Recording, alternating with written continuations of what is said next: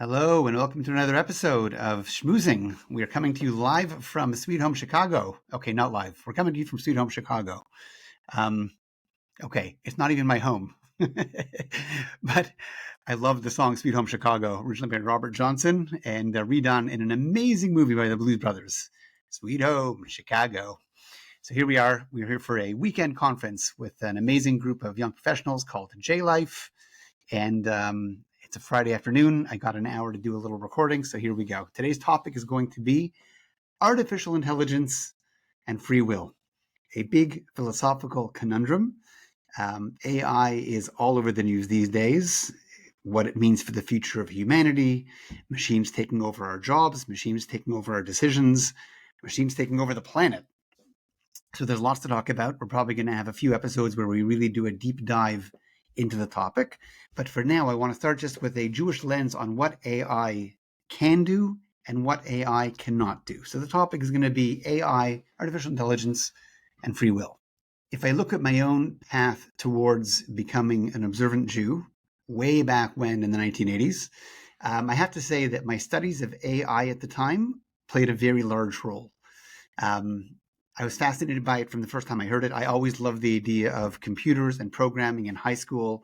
I became obsessed with what programs can do and can't do, and pushing computers in those days, these very clunky machines, pushing them to their limitations. And I went to university and I studied philosophy. I studied artificial intelligence. And at the time, nobody knew what it was. It was a completely theoretical field. But I found it philosophically fascinating. The idea of somehow being able to emulate human thinking processes in a machine. In other words, if our brains are just a bunch of connected neurons, to what degree can a computer emulate what human beings can do with their brains?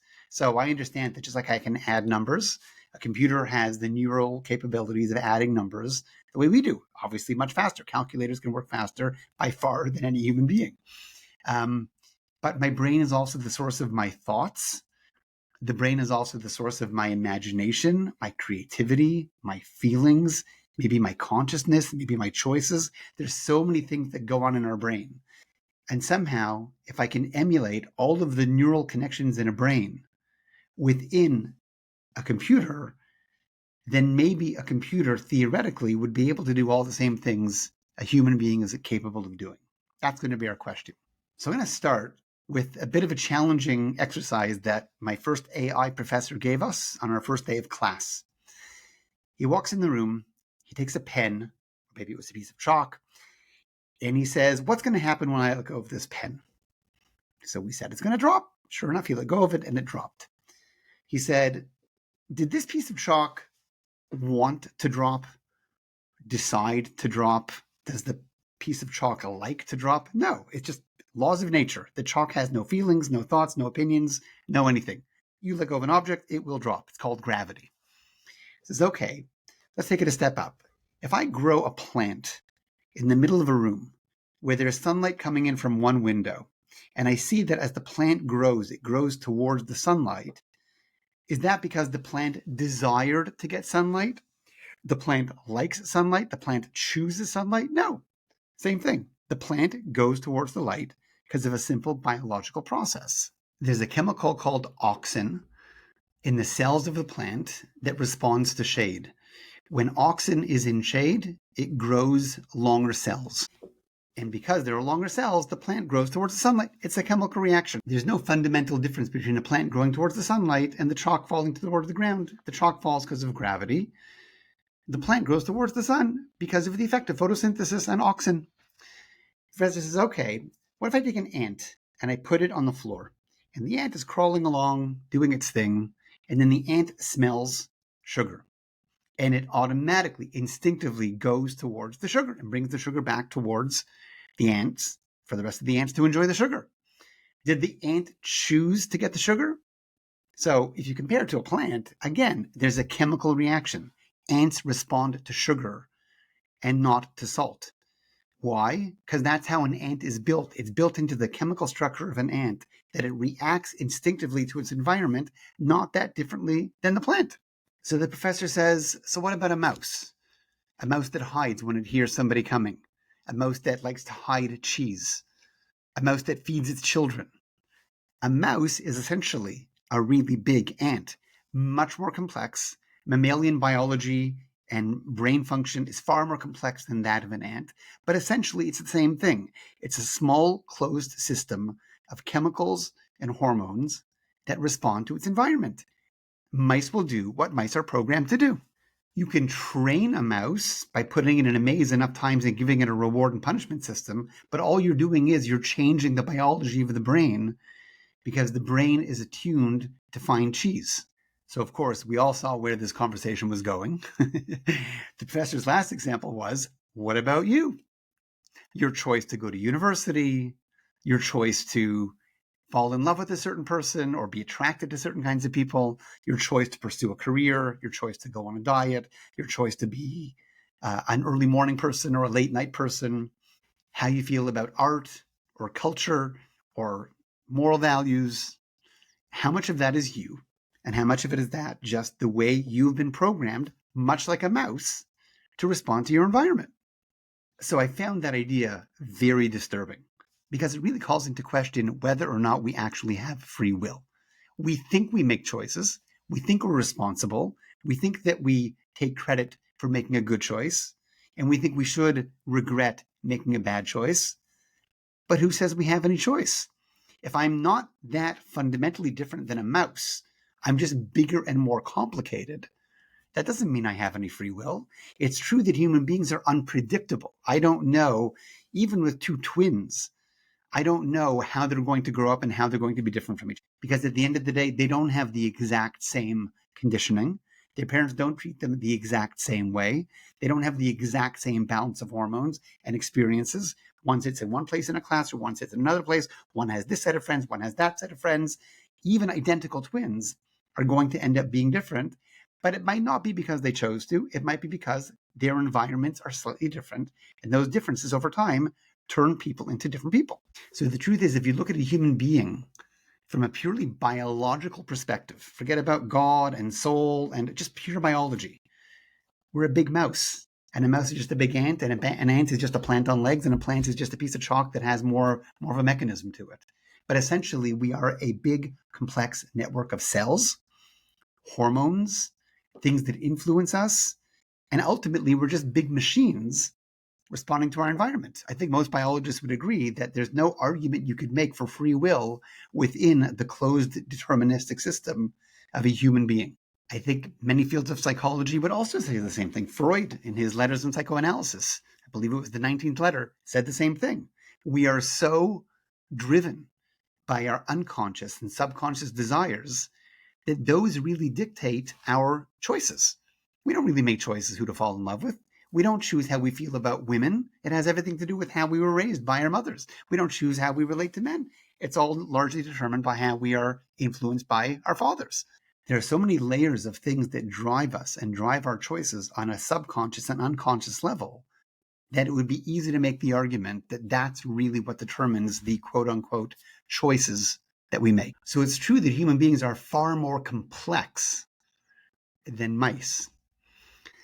That doesn't mean that a human being is any less deterministic. It just means that a human being is less predictable. According to biology, both me and the mouse and the plant are completely deterministic. Deterministic meaning we follow laws of basic physics. If I take a ball and I throw it, any physicist will be able to tell me, if they have the exact conditions, exactly what kind of an arc it's going to make, exactly how fast it's going to go, exactly where it's going to land, exactly what kind of a noise it's going to make, because it's a very predictable system. It is deterministic. At the same time, but if I take that ball and put it on a pool table and shoot it against a bunch of other balls, it would be almost impossible to predict where all the balls are going to land. Not because it's not deterministic. It's completely obeying the laws of physics. There's no surprises. It's just such a complex system that we usually don't have the ability to predict exactly how it's going to go. We could look at a human being and say the same thing. I see this kid being born into this family with these inborn traits and this personality and this genetic disposition and these cultural social influences and this kind of a family history. So they'll probably turn out like this. Psychologists would say that. Why is it unpredictable? because there's just so many factors beyond our control. We don't know every TV show the kid's going to watch. We don't know exactly how they're going to interact with everybody else in their school. We don't know lots of things about how they're going to experience the minutes of life and how they're going to affect them emotionally, consciously, subconsciously, unconsciously. So scientists would say that that child's life is still completely deterministic. It's etched in stone. They don't have free will. It's just hard for us to predict it because it's a very complex system, like the pool table. I remember I was once giving a lecture in Australia. I remember it was actually a class on the topic of the age of the universe from a Torah perspective. And it was a room full of scientists. There were about 100, 120 scientists in the room at the observatory in Melbourne. And at one point in the class, I made some comment about making choices in life. So one professor way at the back of the hall puts up his hand and he says, "Rabbi, did you say we make choices?" I said, "Yeah, you can choose to look at it like this. You can choose to look at it like that. We all have our preferences." He said, "Well, what makes you think we make choices at all? Who says we make any choices in life? Our lives are predetermined by our biology, our conditioning, nature, nurture." So I said to him, this is in front of the whole audience, I said, "Well, you did make a choice to put up your hand and ask me a question."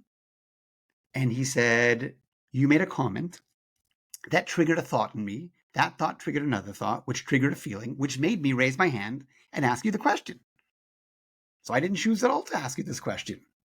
So I was a little confused, and I looked at him and I said, "Okay, but right now, right, we're having a dialogue in front of a whole room full of people. We're having a dialogue. I'm making points. You're making points. You're either going to agree with me or you're not going to agree with me." He said, "No, I don't even know what words are going to come out of my mouth next. I'm programmed a certain way. I'm watching myself talk right now. I'm interested in seeing how I am responding, but I don't know what words are going to come out of my mouth next." So I was stunned. I really felt like, what am I going to say to this guy? So what I did was I turned to the rest of the audience and I said, "Okay, any other questions?" So this guy put up his hand again and he says, "Rabbi, you're not answering my question." I said, "Buddy, you're not here. You're not a living human sentient being. I feel like I'm arguing with a robot. I'm not going to waste my time arguing with a robot." So the whole audience laughed. He was a little embarrassed. I went on with the rest of the lecture. He came up to me at the end and he says, "Tell me, you still didn't answer my question. What's the proof that we have choice? What's the proof that we have free will? How do you know that you're making any choices at all in life?" So the truth is, I really didn't have an answer, and I really found it very unsettling. So at the time, I gave him the one answer that I could. I ended up finding a second answer that I was more satisfied with. The answer I gave him was, "I don't think I can prove that we have free will logically or scientifically, but it is so deep in my personal experience of life that I am making choices and I'm responsible for my choices. I don't need external evidence for it." In other words, when I do something wrong, I deeply feel that I could have made a better choice and that I should have made a better choice. When I do something really good, I'm proud of myself. I look back and I say, I could have taken the easy way out. I could have shrunk away from that choice. I rose to the occasion. I overcame my instincts. I made a powerful choice. I deeply feel that. And what's interesting is when we make a bad choice, we do something wrong, we always have the voice in us that tells us not to feel culpable for bad choices. We always have that voice telling us it's not your choice, it wasn't under your control, there's nothing you could have done any differently. Don't feel bad about it. But somehow, no matter how much that voice is prominent, we all feel a deeper voice, a deeper, more real, intuitive, strong sense of that's just not true. You know it. Don't play games with yourself. You know you could have done better. You know you should have made a better choice. We all feel that. No matter how much we try to deny it, there's the deeper voice in us that tells us it's true. You had free will. You could have made a better choice. So I came back to Israel after that trip. I gave it some more thought and I thought, where does the Torah tell us that we have free will? So I spent some time just leafing through all the stories, all the different laws, all the commandments, all the speeches. Where's the Torah talking? So the passage in Deuteronomy chapter 30, where God says, "I place before you today life and death, blessing and curse. Choose life." God saying, I gave you choices in life. Make the right choice. I thought that was a very good source. It made a lot of sense to me. But then I thought, there's got to be more to it than that. I mean, free will is so pivotal. It's so central to what makes us human, to what makes up our emotional landscape, to what makes up our destiny, our choices in life, that it can't just be that Moses, in his final speech to the Jewish people, throws in one line where he says, by the way, you have free will. It's got to be more central than that. So I went to one of my rabbis, Rav Yaakov Weinberg, blessed memory, and I asked him, where does the Torah talk about free will? I thought he would point to the same passage. He says, Moshe, it's every page of Torah. I said, what do you mean? He says, Adam and Eve had a choice to eat from the tree of knowledge. Cain had a choice of whether or not to kill Abel. Cain had to choose how to respond to God punishing him. Noah had a choice. Noah's children had choices. The whole story of Torah is a story of choices and the story of consequences of choices. And not only that, the Torah is full of commandments. Every single time God gives a commandment, thou shalt not, or thou shalt, what does it mean? It means God's giving you the choice. When God says, don't gossip, God's saying, I'm putting it into your hands. I'm telling you not to gossip. You clearly can. People clearly do. The choice is yours. I'm telling you not to. But the very fact of God commanding us is God saying, I'm putting it into your hands. I'm giving you the choice. There are consequences to your choices. So there's really two answers to the question of how do we know we have free will. There's an intuitive answer. We all deeply feel it, no matter how deeply we try to deny it. And it's Torah. If we have a way of knowing that Torah is real, that Torah is divine, then with Torah, we know that we have free will. So let's go on that idea. When the Torah describes free will, the Torah's construct, if you look in the writings of the rabbis and the writings of Kabbalah, they describe it like this.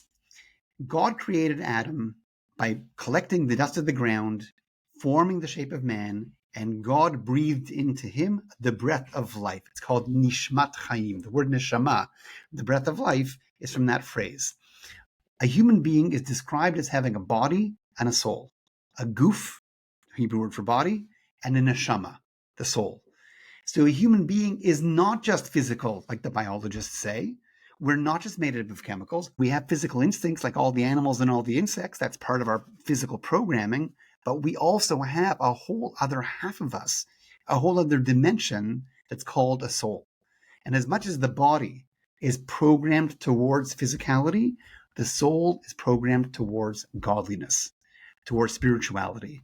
As a human being, we are a combination of two different drives. My soul is pulling me in the direction of the good and the holy and the moral and the spiritual. And the body is pulling me in the direction of the physical and what's going to be gratifying to me. Now, if all a human being was a soul and a body, that still doesn't quite leave room for free will. I'm in bed, I hear my alarm, I decide to press the snooze button. And again, and again, and again. I look back half an hour later and say, yikes, I was supposed to be at bed at 7. It's 7:30. What am I going to do? Not my fault. My body must have been stronger than my soul. Of course, my neshama, my soul, wanted to do the right thing, be responsible, get up, do what I need to do.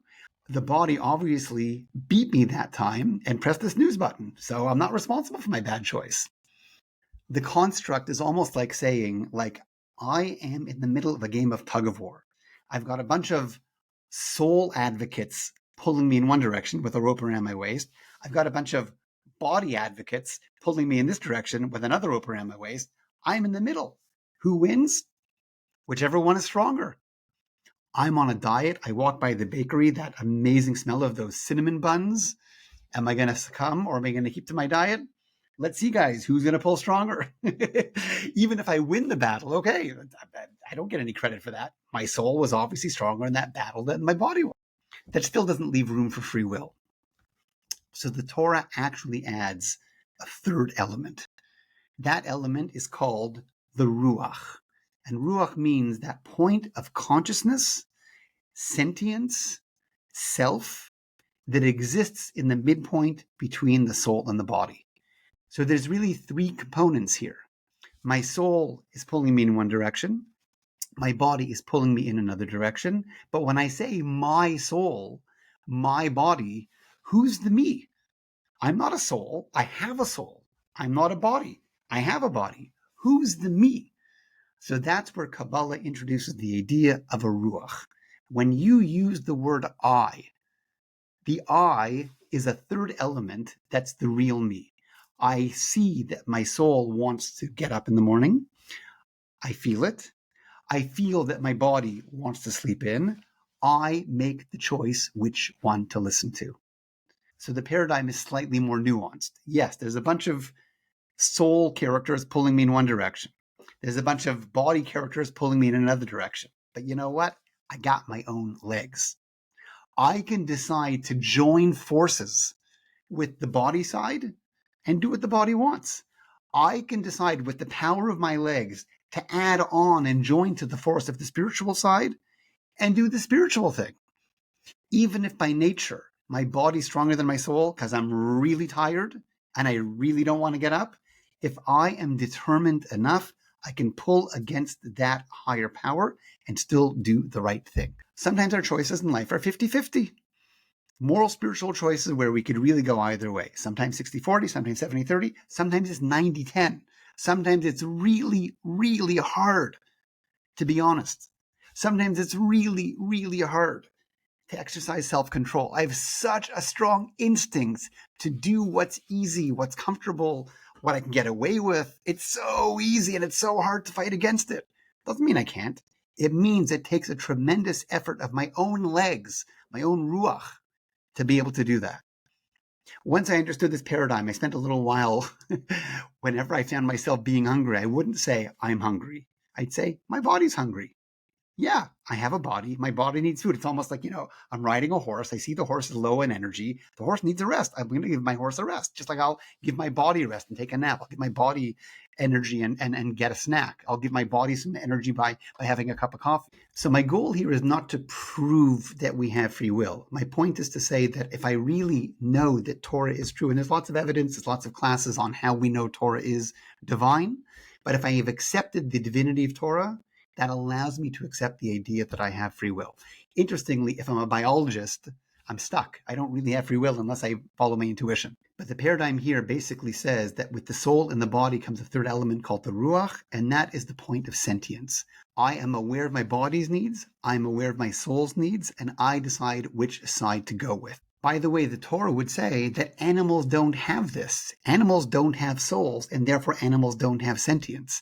A dog can get angry. Dogs have emotions. Dogs have all kinds of complex feelings and thoughts and very sophisticated brains. Dogs can be angry. But there's no level where the dog is able to say to itself, I know that I'm a dog and I know that I'm angry.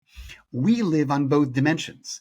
There's the physical, sensory part of our experience in life, which includes our emotions. I get upset. But then there's the part of me called the ruach, which stands outside and says, I see that I'm feeling upset. What do I want to do with it? Do I want to wallow in it? Do I want to reframe it? Do I want to get some help? Do I want to distract myself? I have feelings, and then there's the part of me that's outside of me, that's self-aware. I'm aware of my own self. That sentience allows me to make choices around my thoughts and around my emotions. It was actually this idea that sparked my path towards understanding why believing in God made sense. If I look at myself from a purely biological perspective, there's no room for free will. If I understand that I have free will, if I have an ability to be sentient, have self-cognition, there must be something about me that's not physical. Something about me that allows me to observe my own self, right? A chair doesn't know that it's a chair. An apple tree doesn't know it's an apple tree. At least according to Judaism, a cat and a dog don't know that they are cats and dogs.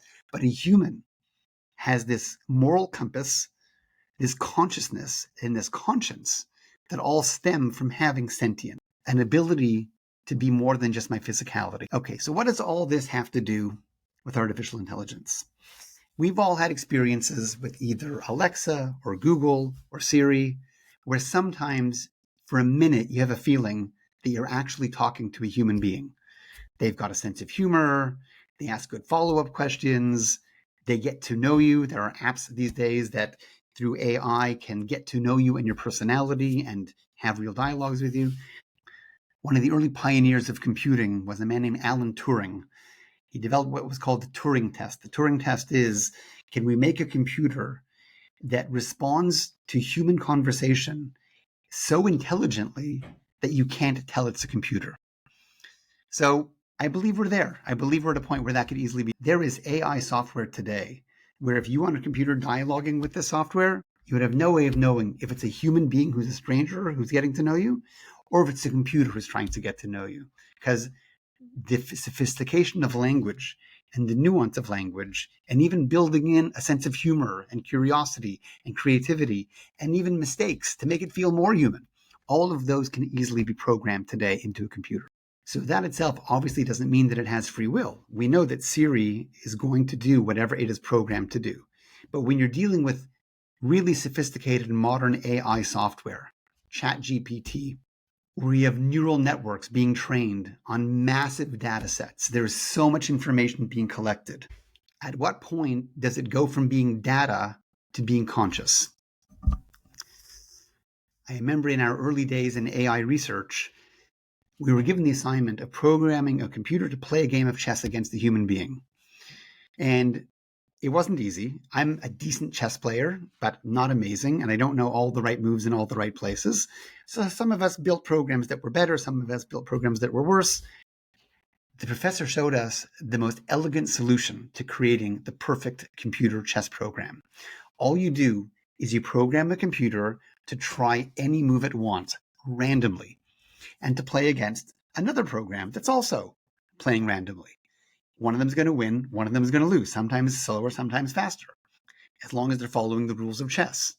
But what happens is the computer remembers every game it's ever played. So after the computers play each other a million times or 10 million times, they now have an amazing resource, a library of the more strategic moves, of the less strategic moves. It knows that if I do this move, these are the possibilities of how my opponent can react and what's that going to lead to.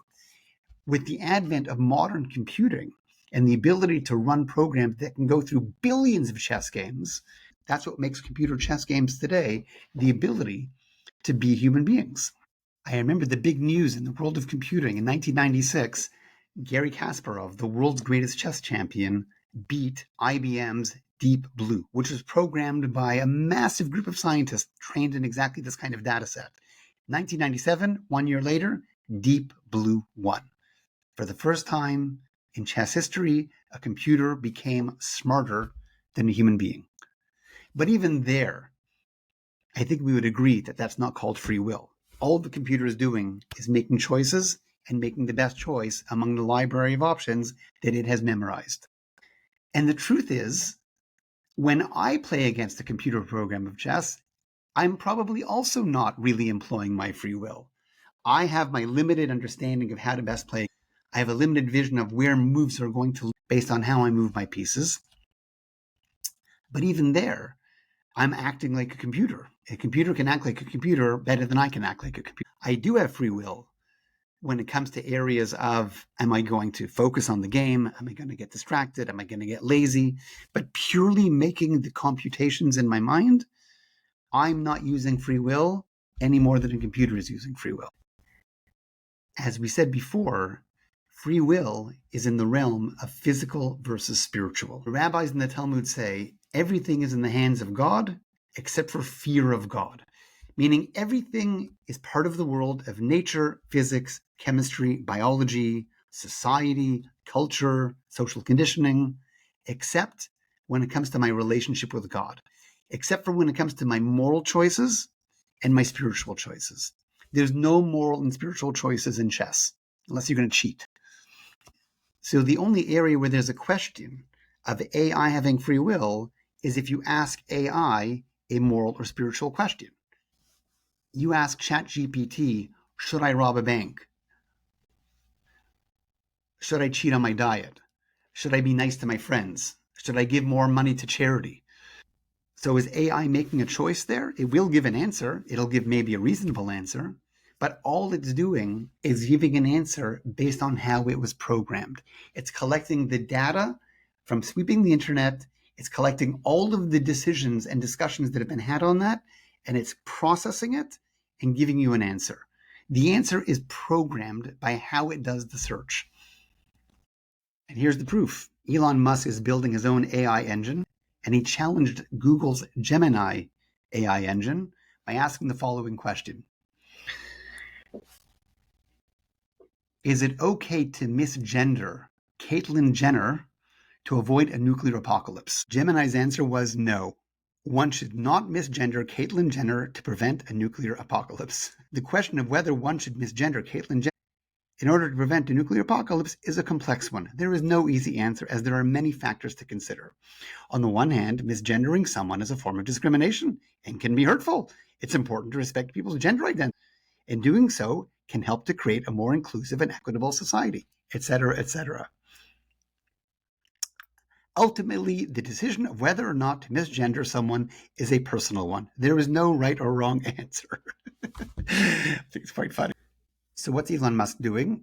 He's developing his own AI engine, I think it's called XAI, and programming it differently to lead to different results. It's not that he's giving it a different personality. He's not giving birth to a child. He's programming it to give an answer that he feels, and hopefully is, a better answer to that question. At the end of the day, all that a computer program can do, no matter how complex it is follow its own programming. So the ultimate proof that AI cannot have free will is the same as the proof that human beings do have free will. And that's that we have sentience. We have a soul. We have an ability to step outside of ourselves, our programming, see our drives, and make choices among them. There's no way I can conceive of any computer being even on a level to be sentient, to know what its choices are. A computer can beat me in a game of chess, but the computer cannot be programmed to know that it is a computer that just beat me in a game of chess. It might print on the screen, "Yay, I win, I'm smarter than you," but I know that that is just part of its programming. So I know this is a very debatable point, and there's lots of other opinions in the world of AI. At some point, we're going to talk more about determinism, compatibilism. There's many other areas. There's many researchers in AI who would disagree with what I'm saying. This is the starting point of our conversation.